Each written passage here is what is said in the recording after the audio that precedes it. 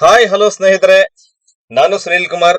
ಈ ದಿನ ನಾನು ನಿಮಗೆ ಡೆಫಿನಿಷನ್ಸ್ ಆಫ್ ಲ್ಯಾಂಗ್ವೇಜ್ ಈ ಒಂದು ಇಂಪಾರ್ಟೆಂಟ್ ವಿಷಯವನ್ನ ಕಾರ್ಟೆಟ್ಗಾಗಿ ಕೊಡ್ತಾ ಇದ್ದೀನಿ. ಇದು ಎಲ್ಲಾ ರಾಜ್ಯಗಳ ಟಿಇಟಿಗೆ ಮತ್ತು ಸೆಂಟ್ರಲ್ ಟಿಇಟಿಗೆ ಕೂಡ ಉಪಯೋಗವಾಗುತ್ತೆ. ನೀವೆಲ್ಲ ಕಾತುರದಿಂದ ಕಾಯ್ತಾ ಇದ್ದಂತಹ ರಿಕ್ವೆಸ್ಟ್ ಮಾಡಿದ ಡೆಫಿನೇಷನ್ಸ್ ಗಳನ್ನ ನಿಮಗೆ ಕೊಟ್ಟಿದ್ದೀನಿ. ಈ ಡೆಫಿನೇಷನ್ಸ್ ಗಳನ್ನ ಕೇವಲ ಇಂಗ್ಲಿಷ್ ಭಾಷೆಗಲ್ಲದೇನೆ ಕನ್ನಡ, ಉರ್ದು, ಹಿಂದಿ, ತಮಿಳ್, ಮಲಯಾಳಂ ಯಾವುದೇ ಭಾಷೆಗೂ ಕೂಡ ಅನ್ವಯಿಸಿಕೊಳ್ಬೇಕಾಗಿದೆ ಮತ್ತು ಅನ್ವಯಿಸಿಕೊಳ್ಳಬಹುದು. ಸೊ ನೀವು ಯಾವ ಮಾತೃಭಾಷೆನಲ್ಲಿ ನೀವು ಸೆಕೆಂಡ್ ಲ್ಯಾಂಗ್ವೇಜ್ ಮತ್ತು ಫಸ್ಟ್ ಲ್ಯಾಂಗ್ವೇಜ್ ಯಾವ್ದಾದ್ರೂ ತಗೊಂಡ್ರೆ ಅಡ್ಡಿ ಇಲ್ಲ. ಅದಕ್ಕೆ ಈ ಭಾಷಾ ಸರಣಿ, ಈ ಡೆಫಿನೇಷನ್ ಗಳ ಸರಣಿ ಸಂಪೂರ್ಣವಾಗಿ ಅನ್ವಯಿಸುತ್ತೆ. ಮತ್ತೆ ಇನ್ನೊಂದು ಚಿಕ್ಕ ವಿಚಾರ, ಸೆಕೆಂಡ್ ಲ್ಯಾಂಗ್ವೇಜ್ ಇಂಗ್ಲಿಷ್ ಅಂತ ಬಂದಾಗ ಸಪರೇಟ್ ಆಗಿ ಅದನ್ನ ನಾನು ಇಂಪಾರ್ಟೆನ್ಸ್ ಕೊಟ್ಟು ಹೇಳ್ತಾ ಇರ್ತೀನಿ. ಇನ್ನುಳಿದಂಗೆ ಯಾವುದೇ ಭಾಷೆಗೂ ಕೂಡ ಈ ಡೆಫಿನೇಷನ್ ಗಳನ್ನ ಅನ್ವಯಿಸಿಕೊಳ್ಳಬಹುದು. ಟ್ರಾನ್ಸ್ಲೇಷನ್ ಮಾಡ್ಕೊಳ್ಳಿ ಗೂಗಲ್ ಟ್ರಾನ್ಸ್ಲೇಷನ್ ಇಂದ. ನೆಕ್ಸ್ಟ್ ಪಾಯಿಂಟ್, ಮೊದಲನೇ ಡೆಫಿನೇಷನ್ ಬರ್ತಾ ಇದೆ ನಮಗೆ. HA ಗ್ಲೀಸನ್. ನೋಡ್ತಾ ಇರಿ, 40 ಇಂಪಾರ್ಟೆಂಟ್ ರಿಪೀಟೆಡ್ ಆದಂತಹ ಸ್ಟೇಟ್ಮೆಂಟ್ ಗಳನ್ನ ನಿಮಗೆ ಕೊಡ್ತಾ ಇದ್ದೀನಿ. ಇವ್ರ ಪ್ರಕಾರ ಗ್ಲೀಸನ್ ಹೇಳ್ತಾರೆ, language is one of the most important and characteristic forms of human behaviour. ನೋಡಿ, ಇಲ್ಲಿ ಭಾಷೆಯ ಲಕ್ಷಣ ಸಿಕ್ತು. ಭಾಷೆ ಎಂದರೆ ಹ್ಯೂಮನ್ ಬಿಹೇವಿಯರ್ನ ಒಂದು ಮಹತ್ವದ ಲಕ್ಷಣ. ಮನುಷ್ಯನ ವರ್ತನೆಗೆ ಮಹತ್ವದ ಲಕ್ಷಣವೆಂದರೆ ಅದು ಭಾಷೆ. ಇದನ್ನ ಕನ್ನಡದಲ್ಲಿ ಬೇಕಾದ್ರೆ ನೀವು ಟ್ರಾನ್ಸ್ಲೇಟ್ ಮಾಡ್ಕೊಳ್ಳಿ, ಏನ್ ತೊಂದರೆ ಇಲ್ಲ. ಸೊ ನೆನ್ಪಿಟ್ಕೊಳ್ಳೋದಕ್ಕೆ ಸಪರೇಟ್ ಟ್ರಿಕ್ಸ್ ಇದೆ. ಆನಂತರ ಕೀವರ್ಡ್ ಈ ವ್ಯಕ್ತಿಗಳಿಗೆ ಸಂಬಂಧಪಟ್ಟಂಗೆ ಕೊಡ್ತೀನಿ, ಸಣ್ಣ ಸಹಾಯ ನಿಮಗಾಗುತ್ತೆ.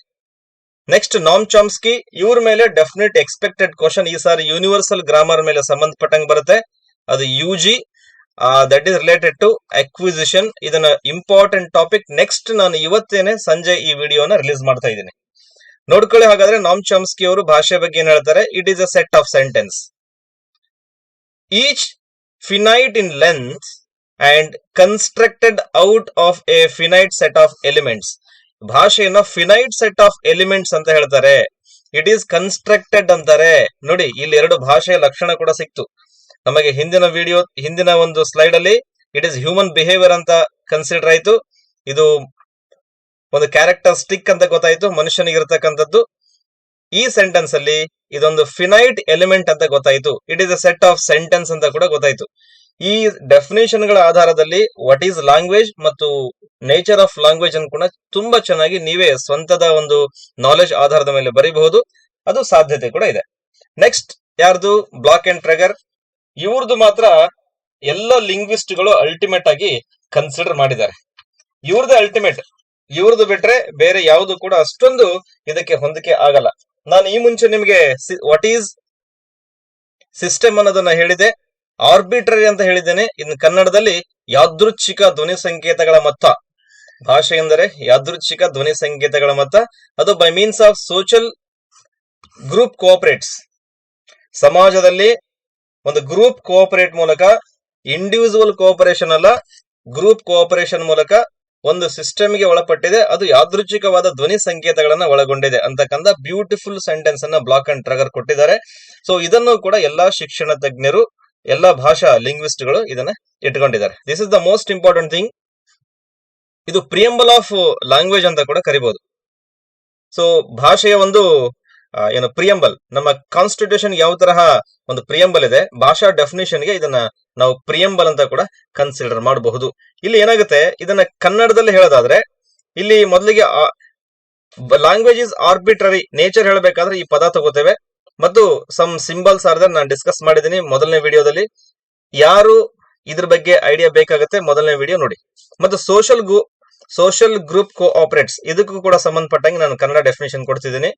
ಒಂದು ಸಮಾಜದ ಜನ ತಮ್ಮ ಭಾವನೆಗಳನ್ನ ಮತ್ತು ಆಲೋಚನೆಗಳನ್ನ ವ್ಯವಹಾರ ಮಾಡೋದಕ್ಕಾಗಿ ಒಂದು ಸಿಸ್ಟಮೆಟಿಕ್ ಆಗಿ ಅತ್ಯಂತ ಯೋಗ್ಯವಾದ, ಅದನ್ನ ಪ್ರೊನೌನ್ಸ್ ಮಾಡಬಹುದಾದ, ಉಚ್ಚರಿತ ಅಂತ ನಾವು ಹೇಳ್ತೇವೆ, ಪ್ರೊನೌನ್ಸ್ ಮಾಡಬಹುದಾದ ಯಾದೃಚ್ಛಿಕ ಅಂದ್ರೆ ನಾವು ಇಚ್ಛೆಯನ್ನು ಅನುಸರಿಸಿ ಧ್ವನಿ ಸಂಕೇತಗಳನ್ನ ಒಂದು ವ್ಯವಸ್ಥೆ ಮೂಲಕವಾಗಿ ಬಳಸ್ತೇವೆ, ಅದೇ ಭಾಷೆ. ಇದನ್ನ ಕನ್ನಡದಲ್ಲಿ ಸುಮಾರು ಜನ ಆಥರ್ಗಳು ಬೇರೆ ಬೇರೆ ರೀತಿ ಹೇಳಿದ್ದಾರೆ. ನಿಮ್ಗೆ ಯಾವ್ದು ಸಮರ್ಪಕವಾಗುತ್ತೆ ಅದನ್ನ ಇಟ್ಕೊಳ್ಳಿ. ಸೊ ಇದನ್ನ ಮಾತ್ರ ಮರಿತಕ್ಕದಲ್ಲ. ಸೊ ಇನ್ನೊಬ್ರು ಹೇಳ್ತಾರೆ, CL ಬಾರ್ಬರ್ ಅಂತ ಒಬ್ರು ಬರ್ತಾರೆ. ಸೊ ಸಿಂಬಲ್ ಗೆ ಸಂಬಂಧಪಟ್ಟಂಗೆ ಅವ್ರದ್ದು ಒಂದು ಸ್ಟೇಟ್ಮೆಂಟ್ ಇದೆ, ಬರ್ಕೊಳ್ಳಿ ಬೇಕಿದ್ರೆ. ಅವ್ರು ಹೇಳ್ತಾರೆ human language is A signalling system, ಒಂದು ಸಂಕೇತಗಳ ವ್ಯವಸ್ಥೆ, ಸಿಂಬಲ್. ಅವ್ರು ಹೇಳ್ತಾರೆ ಸಿಗ್ನಲಿಂಗ್, SIGNAL, ಸಿಗ್ನಲ್ ಸಿಸ್ಟಮ್ ಅಂತ ಹೇಳ್ತಾರೆ. ಯಾರು?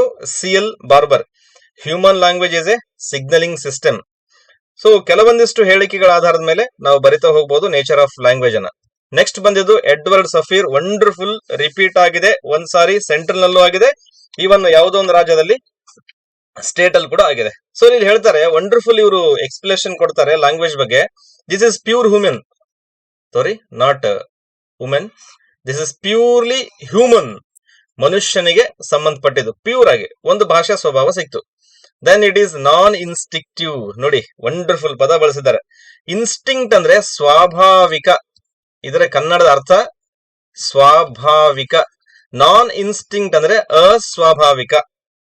ಅಸ್ವಾಭಾವಿಕ ಮೆಥಡ್ ಆಫ್ ಕಮ್ಯುನಿಕೇಶನ್. ನೋಡಿ ಇದು ನಾನ್ ಇನ್ಸ್ಟಿಂಕ್ಟಿವ್ ಮೆಥಡ್ ಯಾವುದಕ್ಕೆ? ಕಮ್ಯುನಿಕೇಶನ್ಗೆ. ನಾನ್ ಇನ್ಸ್ಟಿಂಕ್ಟಿವ್ ಮೆಥಡ್ ಅಸ್ವಾಭಾವಿಕವಾಗಿ. Through that non instinctive method ನಾವೇನ್ ಮಾಡ್ತೇವೆ? We communicate our ideas, emotions,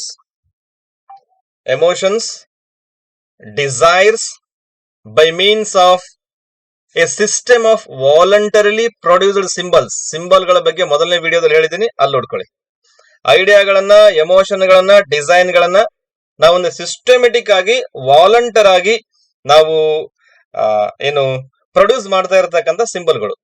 ಅದು ಭಾಷೆಗೆ ಸಂಬಂಧಪಟ್ಟಂಗೆ ಎಡ್ವರ್ಡ್ ಸಫೀರ್ ಅವರು ಕೊಟ್ಟಂತ ಎಕ್ಸಾಂಪಲ್. ಸೊ ಇದು ನಿಮ್ಮ ಎಕ್ಸಾಮಿನೇಷನ್ ದೃಷ್ಟಿಯಿಂದ ತುಂಬಾ ಇಂಪಾರ್ಟೆಂಟ್ ಆಗಿದೆ. ಸೊ ನೆಕ್ಸ್ಟ್ ಇಲ್ಲಿ ನಾವು 3 ಮುಖ್ಯ ವಿಚಾರ ಗಮನಿಸಬೇಕಾಗುತ್ತೆ. ಮೊದಲನೇದಾಗಿ it is a non instinctive method. ಬರ್ಕೊಳ್ಳಿ ಸಾಧ್ಯ ಇದ್ರೆ, ನಾನ್ ಇನ್ಸ್ಟಿಂಕ್ಟಿವ್ ಮೆಥಡ್. ಎರಡನೇದಾಗಿ that is means of communication.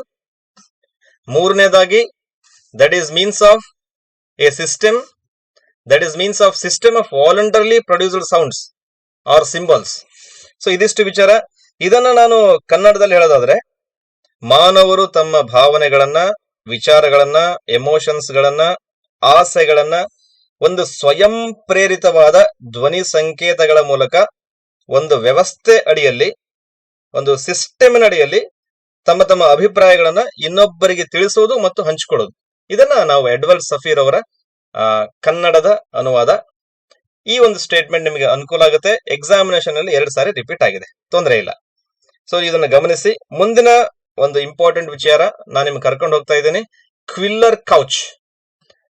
So ಡೆಫಿನೇಷನ್ಗಳು ನಮಗೆ ಚೆನ್ನಾಗಿ ಗೊತ್ತಿಲ್ಲ ಅಂದ್ರೆ ದೇ ಬಿಕಮ್ ಕಿಲ್ಲರ್. ಡೆಫಿನೆಟ್ಲಿ ನಮ್ಮ ಆಸೆಗಳನ್ನು ಕೊಂದು ಹಾಕುತ್ತೆ.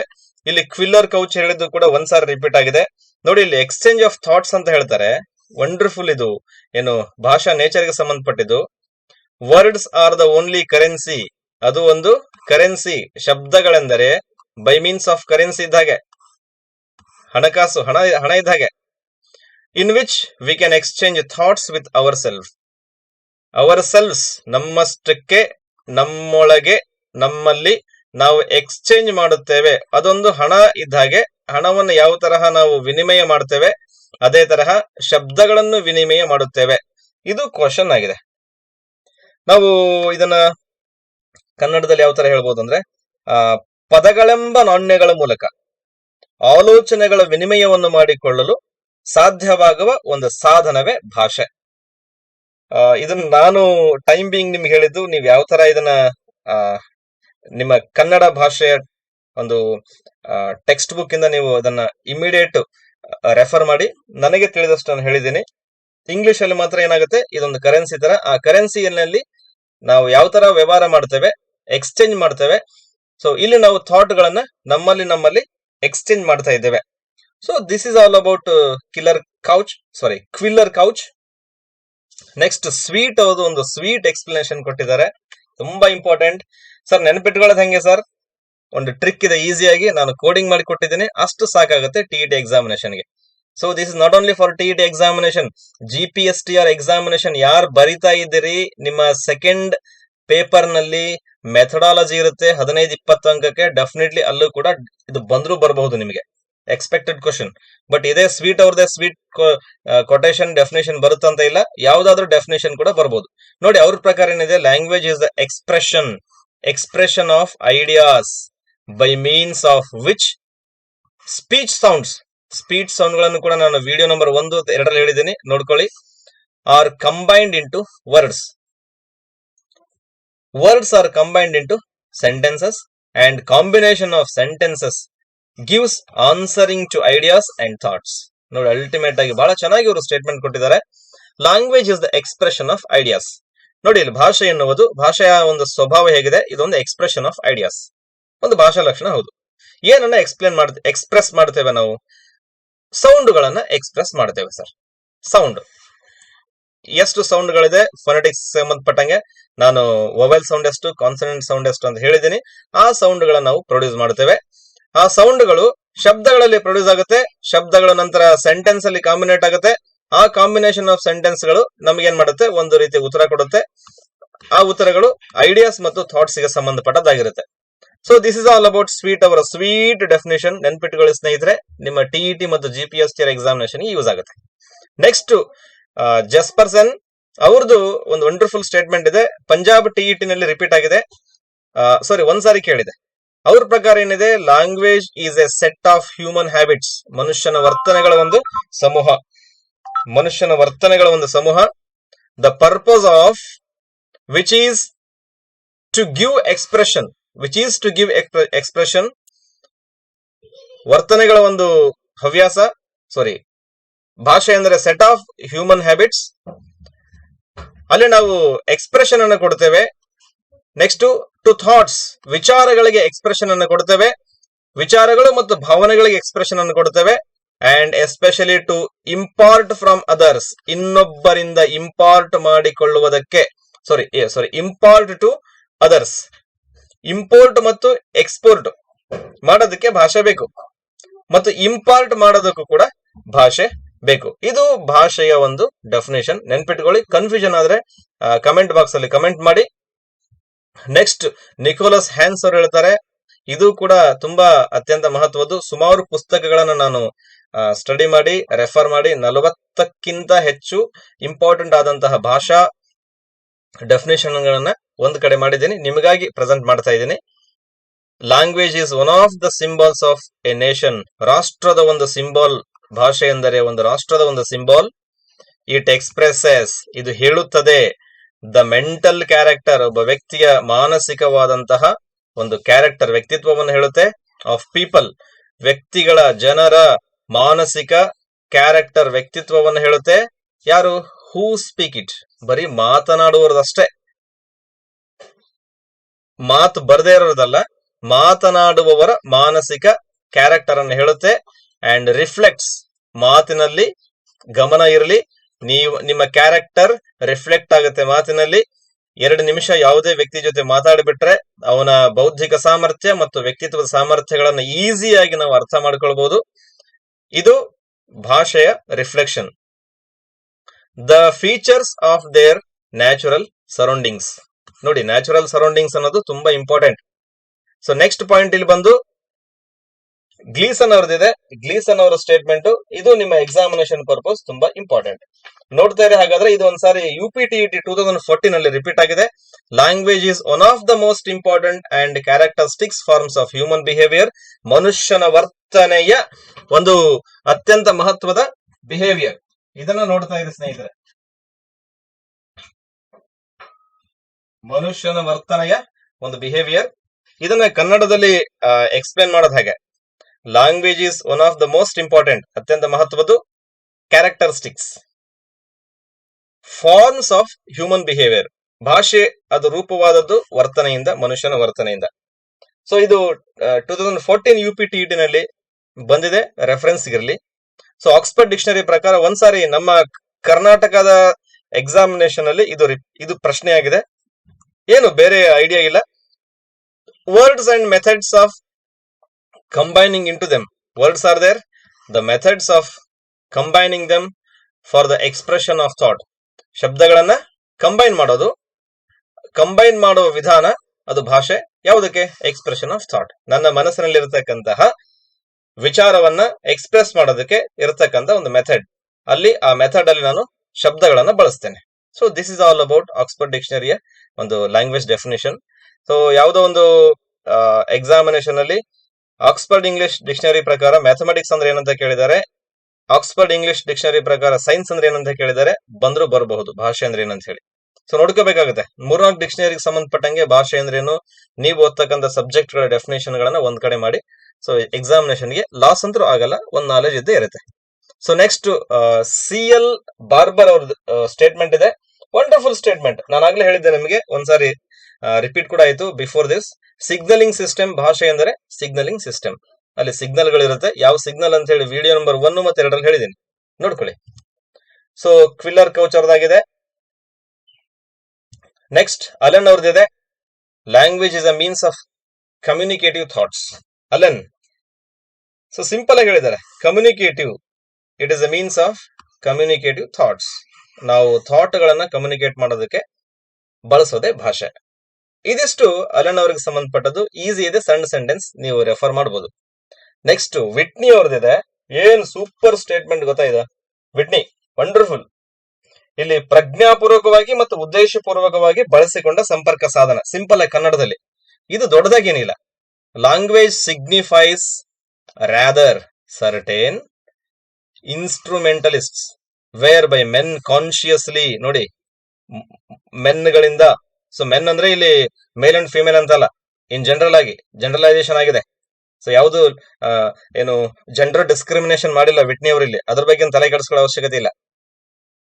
Wear by men consciously with intention, ಉದ್ದೇಶಪೂರ್ವಕವಾಗಿ, ಟು ಟೆಲ್ ದೇರ್ ಥಾಟ್ಸ್, ಉದ್ದೇಶಪೂರ್ವಕವಾಗಿ ಹೇಳಲು, to end for the sake of communication, communicate ಮಾಡೋದಕ್ಕೆ ಒಂದು ಉದ್ದೇಶ ಇರುತ್ತೆ. ಆ ಒಂದು ಉದ್ದೇಶವನ್ನು ಇಟ್ಟುಕೊಂಡು ಕಾನ್ಶಿಯಸ್ ಆಗಿ ನಾನು ಸಿಗ್ನಿಫೈಸ್ ಮಾಡ್ತೇನೆ. ಇದು ಒಂದು ಸಂಪರ್ಕ ಸಾಧನ. ಅದನ್ನ ಇವರು ಭಾಷೆ ಅಂತ ಕರೆದಿದ್ದಾರೆ. ನೋಡಿ, ದಿಸ್ ಇಸ್ ಆಲ್ ಅಬೌಟ್ ಏನು ಲ್ಯಾಂಗ್ವೇಜ್ ಡೆಫಿನೇಷನ್. ಇನ್ನುಳಿದಂತ ಲ್ಯಾಂಗ್ವೇಜ್ ಡೆಫಿನೇಷನ್ಸ್ ಗಳನ್ನ ನಿಮಗೆ ನಂತರದಲ್ಲಿ ಕೊಡ್ತಾ ಇದ್ದೇನೆ. ನಾನ್ ರಿಕ್ವೆಸ್ಟ್ ಮಾಡೋದಿಷ್ಟೇ, ಇದರಲ್ಲಿರ್ತಕ್ಕಂತಹ ಒಳ್ಳೆಯದನ್ನ ಸ್ವೀಕಾರ ಮಾಡಿ. ನಾನೇ ನಿಮ್ಮಿಂದ ಹಣ ಕೇಳ್ತಾ ಇಲ್ಲ. ಸೊ ನಾನು ಒಂದು ಸರ್ವಿಸ್ ಮಾಡ್ತಾ ಇದ್ದೀನಿ. ಉಪಯೋಗ ಆದ್ರೆ ನಿಮಗೆ ಒಳ್ಳೇದಾಗ್ಲಿ, ಅದರಿಂದ ನಿಮ್ಮ ಜೀವನ ಉದ್ಧಾರ ಆಗುತ್ತೆ. ಸೊ ಇದನ್ನ ನಿಮ್ಮ ಸ್ನೇಹಿತರಿಗೆ ರೆಫರ್ ಮಾಡಿ ಮತ್ತು ಒಂದು ಲೈಕ್ ಮಾಡಿ, ಕಮೆಂಟ್ ಮಾಡಿ ಅಂತ ರಿಕ್ವೆಸ್ಟ್ ಮಾಡ್ತಾ ಈ ವಿಡಿಯೋನ ಇಲ್ಲಿ ಮುಗಿಸ್ತಾ ಇದ್ದೇನೆ. ನೆಕ್ಸ್ಟ್ ಬರ್ತಾ ಇದೆ ನಾಮ್ ಚಾಮ್ಸ್ಕಿ, ಮಿಸ್ ಮಾಡಿದೆ ನೋಡಿ. ಅದರೊಟ್ಟಿಗೆ important thing, question paper analysis, GPSTR recruitment ಕಾಲದಿಂದ ಕಾಲಕ್ಕೆ ಹೇಗೆ ಬದಲಾಗಿದೆ. 5 ಗಂಟೆಗೆ ಸಿಗುತ್ತೆ, ನೋಡ್ತಾ ಇರಿ. Thank you.